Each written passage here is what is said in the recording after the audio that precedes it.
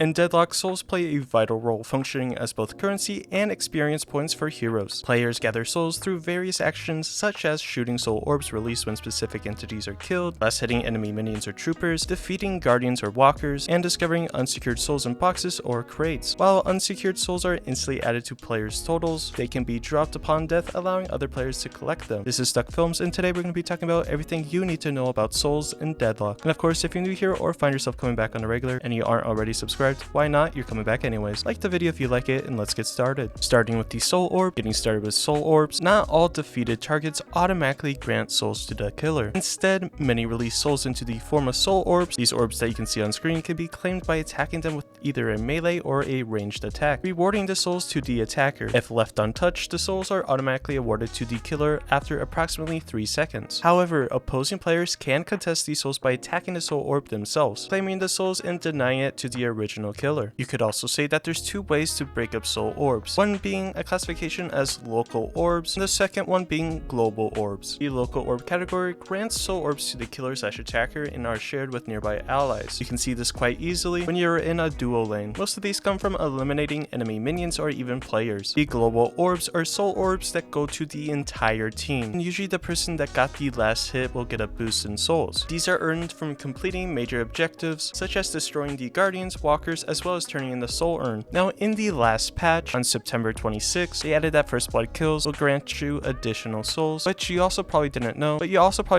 that souls from player kills are influenced by the team's overall soul count. That means teams with fewer souls gain more from kills. Now let's talk about the term last hitting. Last hitting is when you get the absolute last hit on an enemy minion, player, walker, guardian that results in you eliminating what I previously stated. Souls are only gained when the player lands the last hit on a target that kills them. So if minions are killed by other minions, or if walkers or guardians are killed by minions, then well, you're not going to get any souls. When a minion is killed, the one who eliminated the minion will receive half of the minion souls at once, and the other half turns into a soul, or they will receive the other half, whether that be by themselves, an ally, or if it expires. For duo lanes, don't worry, souls are shared. The souls end up getting duplicated and you will both receive the same amount, so you can't really steal from your friend. But if you get more than 2 people in a lane, well, the person that got the last hit on it will receive the full value, while the other people in the lane will get it equally divided. So if I'm farming my lane by myself, please don't come and bother me. Now let's talk about the jungle. I also have a way more in-depth jungle guide, so click top right to see it. But the jungle camps contain monsters that give souls to players on the kill, and no, they don't release any soul orbs, so you don't have to use your aim. And in order for jungle camps to give souls to both players, again, this is really helpful when you're a duo lane, both players must deal damage to the minions. If only one player does the damage, all of the souls will go to that single person, but if you both do it, then well, it's split. Just wanted to quickly say that because it seems like a lot of people get confused with that. Now let's quickly talk about the breakables. So firstly, what are the breakables? These are the wooden crates that are placed throughout the map. Whether it's a cube crate or a rectangle crate on the ground, there's a chance for all these wooden crates to be able to drop souls. After further research and well, just looking it up, there's about a 40% chance that there will be souls inside of that wooden crate. Now there's a whole calculation you could do to try to figure out how many souls you'll get per crate. All I know is that if you're in a game for at least 25 minutes, a broken crate can result in you getting 111 souls. Better off just farming in the lane and doing camps realistically. But hey, ever wondered why it says